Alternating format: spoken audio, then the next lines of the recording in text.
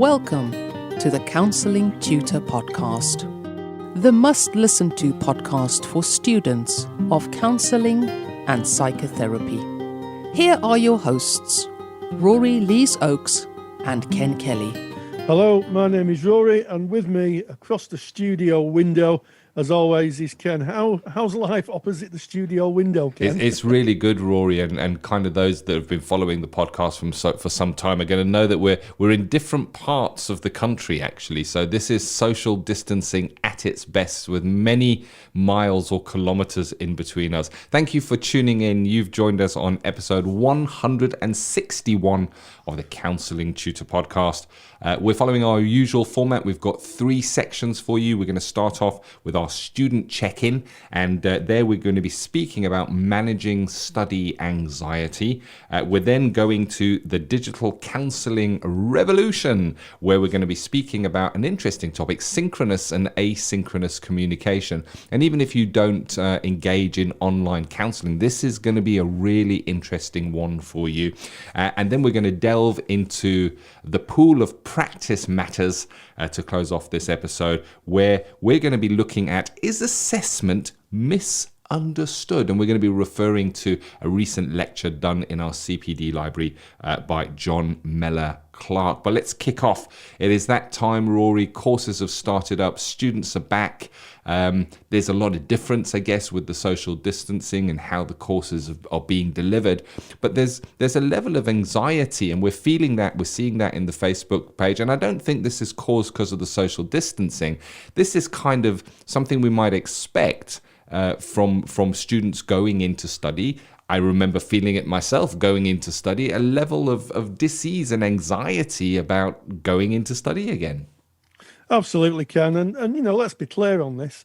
Our whole society's changed. You know, students who are going into study in 2019 would have wandered into college in September of 2019. They would have taken their seats. Life would have been kind of buzzing along. Everybody has their difficulties and their challenges, but for the students of 2020, it is completely different. Our society has shifted dramatically, and there's a lot of anxiety around returning to classes, especially about what the format will look like.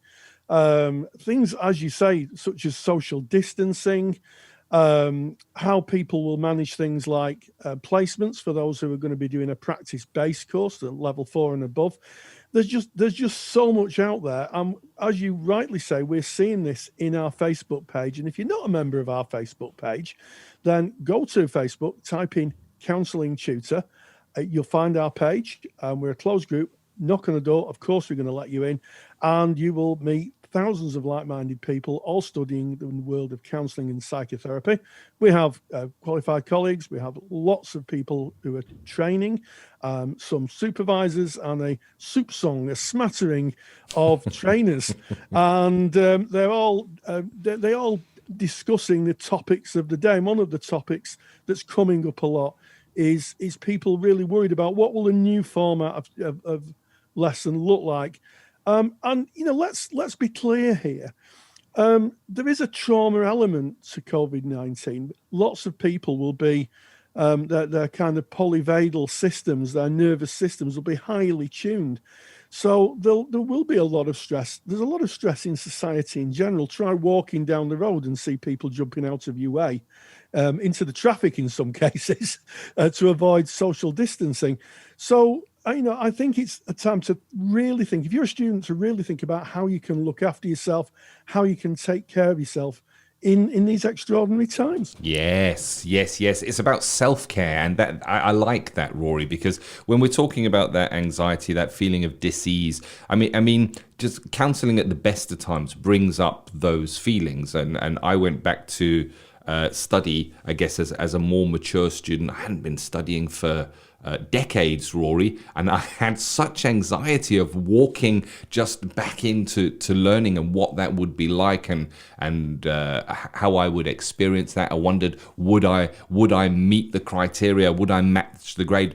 I guess what I'm trying to say here is, would I be clever enough? I had a lot of self-doubt that was going on, and as you've quite rightly said, Rory, layered on top of that, the current situation as this podcast is going out live in 2020, when social distancing is in force. And of course, if you are a student and you haven't listened to our previous 2 episodes from this series, which is episode 159 and 160, go and have a listen to those, because we do speak a lot about what it might look like training in this new normal. But that level of anxiety can cause, I guess, misfiring. You spoke about the polyvagal system, Rory, and we know that there is a chemical reaction when we feel that leveling of anxiety that actually closes down our ability to be able to think and function clearly as we normally would, because our body is putting resources into different parts.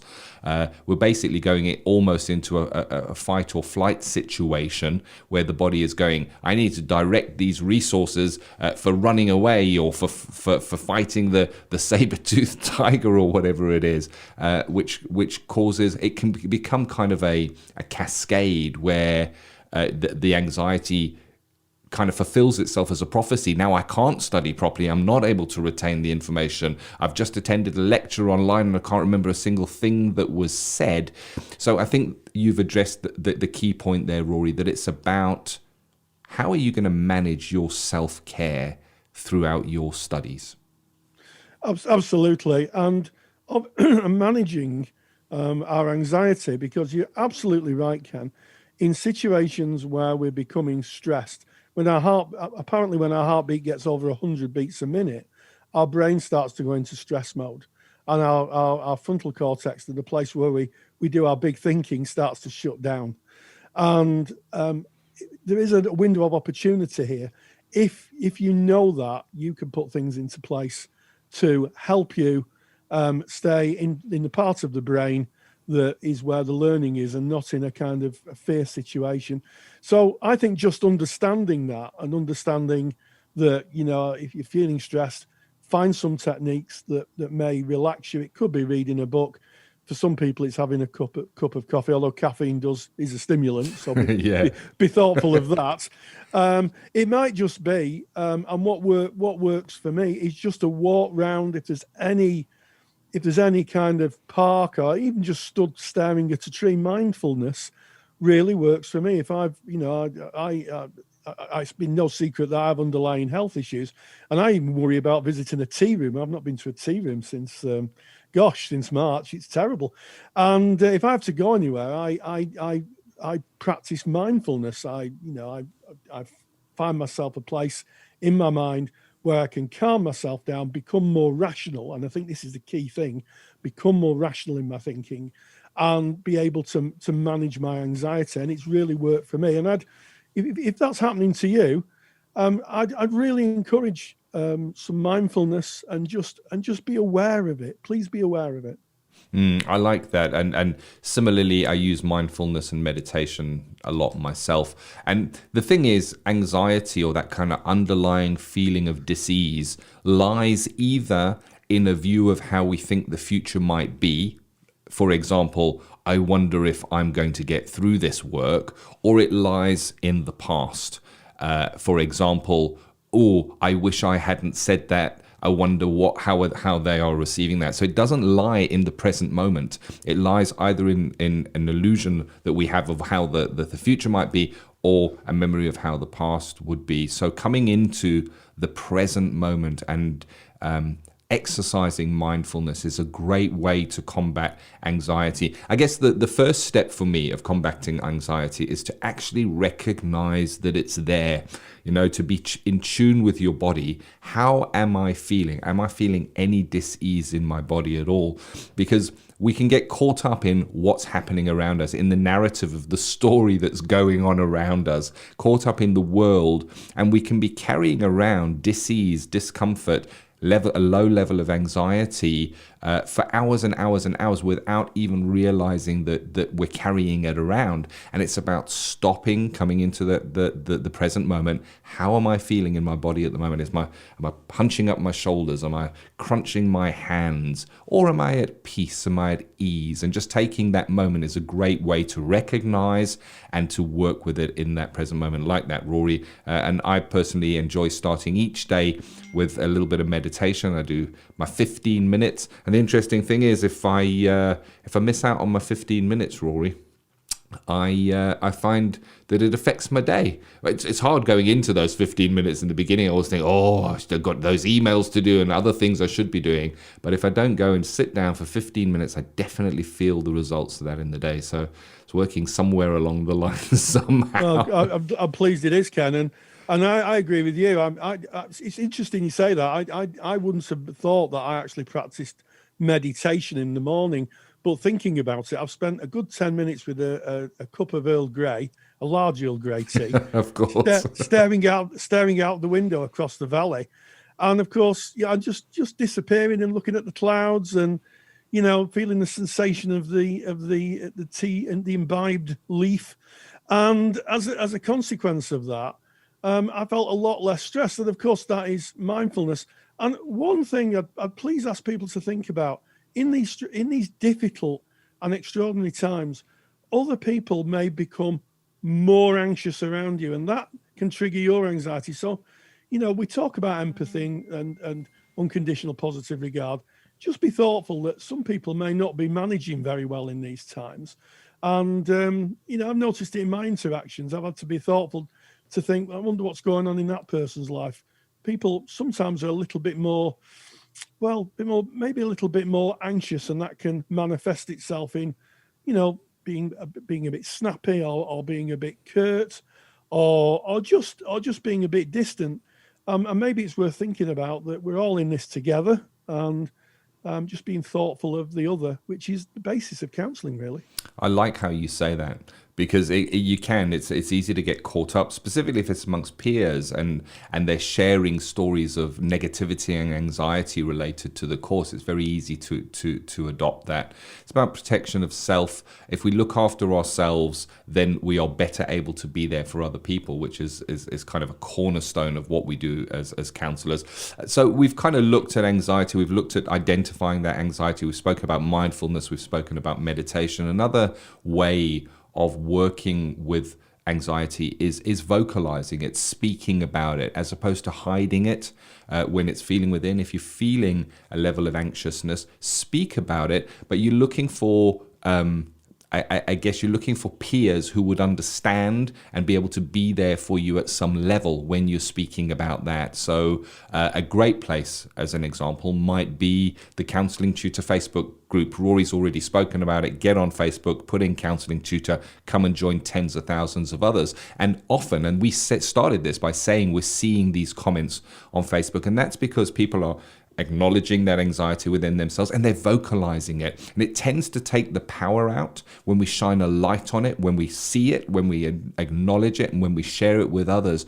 And what is amazing to see in our little community is the people coming together, sharing, yes, I feel that too. And that kind of normalizes it, because we can often feel, I'm the only person in the world who's feeling like this. Everyone else looks like they got it all together and everybody's doing so fine, but I'm feeling this anxiety. And the truth is that behind every door, there is its own unique story. And by kind of sharing it, vocalizing it, you'd be surprised at how much support, how much people coming in saying, yes, that's how I'm feeling at the moment. And when it becomes shared, it definitely also maybe dissipates or takes a little bit of the power out of it. But it's okay to feel a bit of anxiety every now and again. It's a normal human emotion that we all go through, as long as it's not crippling your life and stopping you from doing what you need to do.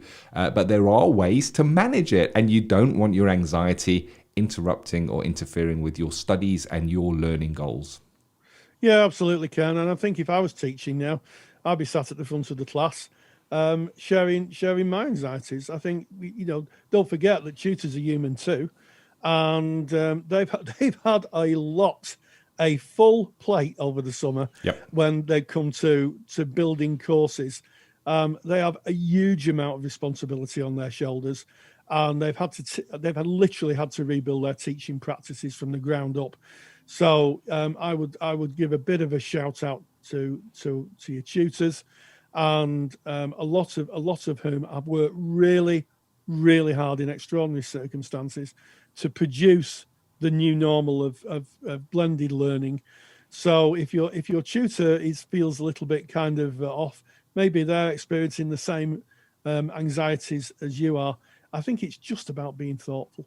It is indeed, and I know, Rory, yourself, myself, through Counselling Tutor, we're doing a lot of work with universities, private learning institutions, and some colleges with regards to providing some of our resources to kind of ease that way, because it is a different way of study, a different way of learning. And of course, if you're a student on a journey, you're studying counselling, why not check out our counselling study resources? It's a library of ready-made, on-demand lectures. It's the same lectures kind of that will parallel your course. So that you would cover in your course, we cover those same lectures really in depth. And it's great for recapping information or diving a little bit deeper into information, and really, really useful if there's some kind of issue with getting into your college. If an area is locked down because of COVID and then not able to operate, you will be able to keep up with your studies. And if you're interested in our counselling study resource, or CSR as we call it, place to visit is just counsellingtutor.com.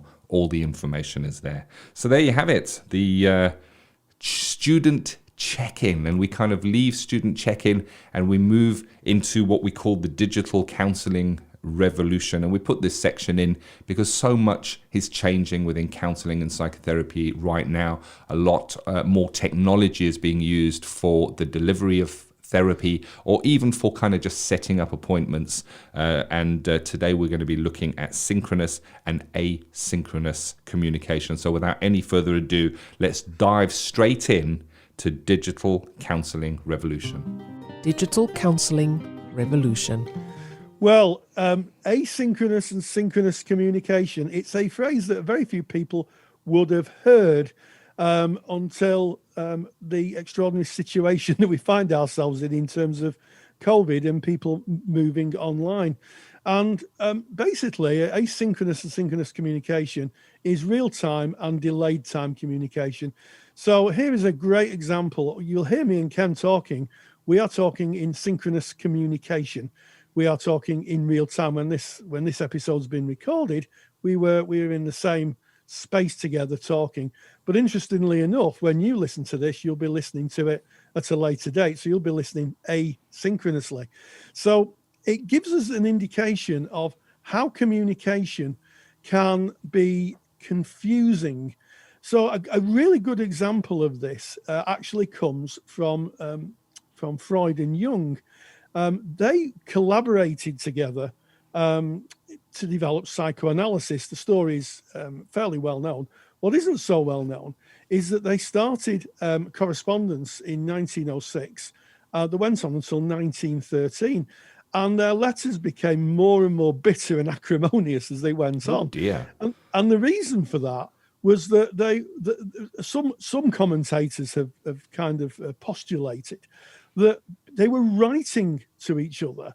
And when you read the written word, you then have to kind of analyze it and take in or build in the emotion that's behind the wording. And sometimes that isn't the emotion or the meaning that's meant. And as a consequence of that, they fell out. They ended in 1913, their relationship. It was a very bitter exchange. And we have to be very, very thoughtful, because that teaches us a valuable lesson in how we may communicate with clients, either in email or for those clients who decide to have text-based therapy. Text-based therapy is still used. It finds its roots in the 1980s from Cornell University, who had a forum called Dear Uncle Ezra, which was launched in 1986, where students could type in what was going on for them privately, and somebody would come back to them. Uncle Ezra was a faculty member of staff, apparently, who had training in mental health. And it became, certainly when I was just qualifying in 2004, quite a new mode of therapy, text-based therapy, where people could text each other in those early phones, those early Nokia phones, where you had to press the buttons, you could barely see the screen, and you could text back and forward. And one of the things we have to think about, if we choose that mode of therapy, if we decide to work online with clients and we decide to go for what we call asynchronous communication, they write to us and we write back, is that sometimes what we write can be misinterpreted. And I'll share a little professional insight with you. One of my supervisees asked me to do phone supervision with her, and I said, that's fine. And she said, can you do text? And I said, I'm afraid I'm going to have to politely decline, because being dyslexic, I'm not sure that I can accurately write back to you and you'll be able to accurately receive what I'm saying. And we have to be so thoughtful. We only have to look at social media just to see how something innocently written can be misinterpreted. 100%, definitely. So, as I understand it, what you've said there, synchronous is real-time communication. So face-to-face counselling is synchronous. You're speaking to the person, they're there with you, and it's happening now. Similarly, over the telephone, it is synchronous communication. You say it, they hear it, they speak back, you hear it. It's synchronous, happening in real time. Asynchronous is anything that puts a delay in between what is said and when it is received. And you know, it's so easy to fall into the trap of thinking, oh, well, I only do in-person, face-to-face counselling. Therefore, I only do synchronous communication. I don't need to think about asynchronous communication. This is not true, because how do you communicate with your client via email? You might set up appointments. You might send them your information pack when they get in contact through your website and say, what is it that you do? So we're engaging in synchronous and non-synchronous and asynchronous, sorry, non-synchronous, asynchronous communication all the time anyway. And I like what you've said there, Rory, and how you've used Jung and Freud as an example of them falling out. So they were falling out over text-based social media back then in those days before it was even invented. I can share, you know, we speak about the Counselling Tutor Facebook group, and within that group we've got it's tens of thousands. It's well over 35,000 members, and we have a team of moderators. And what the moderators do is they kind of calm the waters. They make sure people are not breaking rules, like posting about client presentations and stuff like that. But mainly, they're calming the waters, you know, when somebody might say something and that is misunderstood by a person or a number of people, and debates can get heated pretty quickly, you know. And if you take and you add in the other psychological phenomena of online work, which is disinhibition effect, where it's kind of not real because I'm not there, it's interesting to watch how things can be misinterpreted, because there's no option to clarify if it is asynchronous, and that disinhibition comes in, and I'm going to stand up for myself, and I'm going to tell them how it is, and I'm going to put it, can almost feel the emotions as the typing is going, Rory. So yeah, we need to take it into consideration. We need to understand how asynchronous communication can run away from us. And if you are working asynchronously with a client, the top tips are: stick only to the facts and keep things as brief as you possibly can. Say it as it is with as fewer words as you can. Less words, less chance for it to be misunderstood. And when one of the benefits of asynchronous communication is you get to write what you want to say, and then you get to look at it and read over it. And as a counsellor, we read over it not just to say, is that what I'm trying to say? We read over it again and we look for, could this be misinterpreted? Is it ambiguous in any way? And even then, it can still be misinterpreted. Yes, I've got to be honest. It's not a strong suit for me. And one of the things I've begun to realise as I've got into my dotage, shall we say, is that I have to read things 2 or 3 times to get a sense of what people are saying.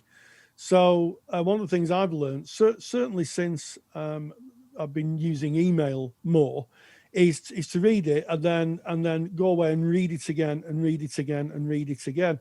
And I think if you have got dyslexia or any form of kind of difficulty with reading, you can read things and read the totally wrong thing into them. So I think it's really important. And I think I think Jung and Freud fell out about other things, but it did crystallize in their letters, because they couldn't fill the nuances in, because they couldn't say, did you mean this or did you mean that? And of course, in those days, it wasn't email, instant sending. It took weeks for a letter to go. You'd write, put the stamp on, put it in the post box, send it through the mail system, and then someone would open it and they'd read it and they'd send it back. So be very, very thoughtful. And if you are thinking as a therapist of going down the route of asynchronous communication, text-based therapy, have a really, really long think about your ability to understand and to kind of view the written word. We have an academic writer who's absolutely brilliant at writing. Every time I see anything that Sarah's written, I'm in awe. I say, oh, I wish I could do that. So I think you need to audit yourself and think, can I do this? Certainly it's not for me, but I know there are some clients who would really benefit from the written word. For some clients, it is a lot easier to write down what's going on for them than to speak it. Some clients may not be able to voice it. So if you are going down this mode of therapy, I think it's really useful for clients, but I do think there's a lot of thought needs to go into it. And I think, and I'm going to kind of take a risk here, I think it's an underrated medium of therapy, because there are lots of clients who may absolutely struggle to say what's going on for them, but writing it down is a lot easier for them. Yeah, there's a great benefit as well for the client in that they get to really form their thoughts and put them down on paper. They get to read over them before sending that through to the counsellor or the therapist who might be reading that. And in the same way as journaling is therapeutic in a way, and we know that from our counselling studies, we're encouraged to journal, and kind of it's the first time that you're journaling, you may go into that reluctantly thinking, well, what's all this about writing my feelings down? But you very quickly learn how beneficial that is. And the same is true with a client. If they're penning down their thoughts, their feelings, maybe, as you say, Rory, that they dare not even speak, by penning them down, the processes that are happening within their mind as they're doing that can also be therapeutic. It's about training. It's about understanding what you're doing.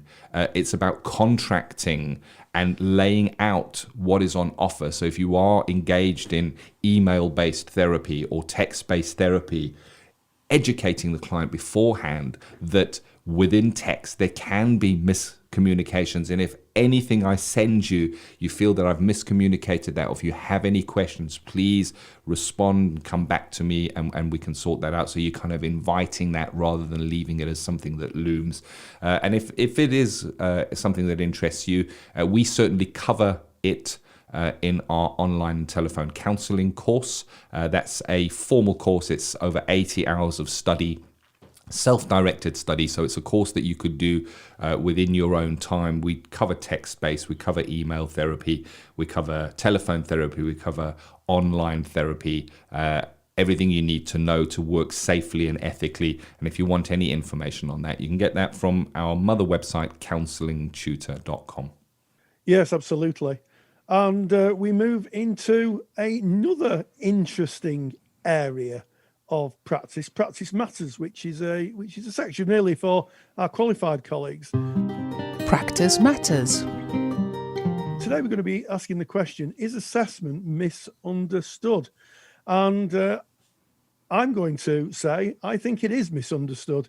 I recently had some therapy, and the first thing my brilliant therapist did was give me an assessment, a number of questions which I asked, and she said to me, um, she said she was able to look at that and make a view of where I was emotionally, and it started off the therapy. It started off the process of actually saying, well, this seems to be where you are, Rory. I wonder what you want from therapy. And I found that really, really useful. And here's the thing, in a lot of training, assessment isn't taught. It's not taught at, at level 4. Certainly none of the courses that I ever taught assessment. It's something that tends to be in level 5 courses. Our friends at CPCAB do a level 5 course where assessment is part of it. But assessment is becoming an important part of therapy. And it's becoming an important part because we're learning more and more about how assessment's constructed. And we recently spoke to John Miller-Clark, who is one of the authors of Core Assessment, and he did a lecture for us in the Counselor CPD library, talking about assessment. And one of the things that struck me, Ken, was that how sophisticated assessment is. And here's the thing: some clients don't want to recant their story again. They may have seen lots of professionals, talked about what's happening to them, and every time they talk about it, they may re-traumatize themselves. Good assessment allows the therapist to look at the assessment and say, it looks like you're having difficulty with this. And it allows the client then to say, yes, I am. And it's a really good starting point. And I would encourage anybody who is in private practice or maybe has just graduated to look at getting assessment training, because it's becoming quite the mainstream in therapy nowadays, Ken. It is. And I think step one of assessment is to examine what your relationship is with assessment. And I can certainly share that my relationship with assessment towards graduation of my formal studies as a person-centered therapist, I didn't have a very healthy relationship with assessment. I kind of had a notion that assessment is not person-centered. It's not the client leading. What was interesting, post-graduation, I went into an admissions manager role within drug and alcohol rehabilitation, where assessment is crucial, because we're talking about the life of the person who's presenting for treatment. Really, no assessment, or if assessment is done poorly, it can endanger that person's life. And I needed to do formal training on assessment, and it changed my view considerably of how effective assessment works, and so start with that. What is my relationship with assessment, and what is my view of assessment, and have a think about that, because we have to challenge our own, I guess, what we take as truth as therapists all the time. It happens when we go into counselling training. We learn about a thing called self-concept, how we see the world, not as it is, but how we are. We kind of project onto that, and we have to kind of adapt to that.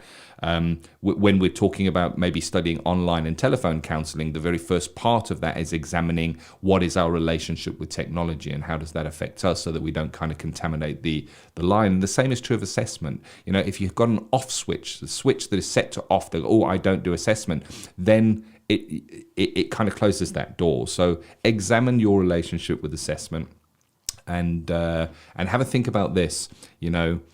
We're doing assessment all the time verbally anyway. We might ask a client how they are. That's an assessment. How are you? That you're doing an informal assessment there anyway. And the assessment tools, as you quite rightly said, Rory, GAD, CORE, they have become so sophisticated in what information can be gathered in those assessments to help and work in service of the clients, to have an understanding, to have a picture of where that client is, to have a picture of how they've journeyed through their treatment, where they were at the beginning, where they are at the end. it really is a very useful tool. A tool not just to do at the beginning of the session and put it away and say, okay, let's get on with a proper session now. That the actual assessment can form the basis of the beginning of the therapy session, in the same way as a small object. There's an exercise where you have a basket full of all different objects, and you ask a client, pick something out that you feel resonates with you and tell me why it resonates with you. And you can do some amazing work with little miniatures like that. And the same is possible with assessment if it is used correctly. Absolutely, Ken. And do you want to know a little secret, Ken? I do. Okay. You know that Carl Rogers had a PhD, don't you? Yep. Yeah. And he got it from Columbia University. Do you know what his PhD was in? Counselling? No. Yeah. It was his PhD was in the ink blot test, the Rorschach ink blot test. And it's that classic test where somebody is shown a piece of paper with an ink blot on it, and they're asked to say what they see. That is a form of assessment. And assessment has been around since the 1930s. In fact, Henry A. Murray and Christine D. Morgan at Harvard University talked about the thematic apparition test, sometimes known as the TAT test. Rogers himself studied assessment. Now, I'm not saying that in his later practice, it's person-centered therapy, he used it formally, but I bet that once you've learned something, you can't unlearn it. And I'm sure that Rogers would have had that information in his head. Certainly when you think of working with Gloria in the Shorstenbaum film, Three Approaches to Psychotherapy, I cannot believe that Gloria didn't have some form of very basic test assessment. So I think it's always been around. I think it's just becoming a little bit maybe in the folklore of person-centered therapy that we don't do assessments, and I think that's linked to the psychoanalytical aspect of things like the Rorschach ink blot test and the thematic apparition test, that they were tests of the subconscious. The modern tests, things like CORE or GAD, they are of people's here and now emotions, and that is the thing that we need to keep in mind. Yeah, definitely. If this is something that interests you and you want to kind of look into it a little deeper, then John Mellor Clark is certainly a man who speaks about this with passion and a twinkle in his eye. He absolutely has delved so deeply into understanding assessment. And as you quite rightly said, Rory, one of the original authors of CORE. And you can catch John Mellor Clark's lecture from our CPD library. And there's more about that by just visiting counsellingtutor.com.